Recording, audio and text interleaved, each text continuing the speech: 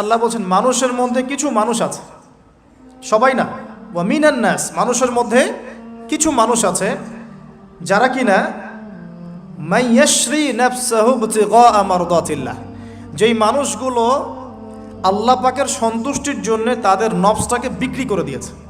সুবহানাল্লাহ, চারটাখানি কথা না, কিন্তু মানুষের মধ্যে আল্লাহ কিন্তু সূরা বাকারায় বলেছেন শুরুর দিকে, মানুষের মধ্যে কিছু মানুষ আছে যারা মুমিন, কিছু মানুষ আছে যারা কাফের, কিছু মানুষ আছে যারা মুনাফিক, শুরুর দিকে পাবেন। এখানে আল্লাহ পাক বলছেন মানুষের মধ্যে কিছু মানুষ আছে যারা তাদের নফসটাকে আল্লাহর সন্তুষ্টির জন্য বিক্রি করে দিয়েছে। সুবহানাল্লাহ, মানে তাদের জীবনের মূল থিমটাই হচ্ছে আল্লাহ পাকের সন্তুষ্টি অর্জন করা। কোনো কিছুকেই তারা আল্লাহর সন্তুষ্টির উপর প্রাধান্য দিবে না। যদি কোটি টাকার অফার আসে হারাম, সে সেটা রিজেক্ট করবে, আল্লাহ নারাজ হবে।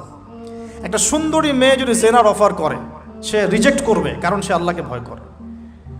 সে আল্লাহ পাকের জমিনের উপরে গায়রুল্লাহ বা কুফফারদের, তাগুতদের কোনো লজ ইমপ্লিমেন্ট করতে পারবে না, কারণ সে আল্লাহকে ভয় করে।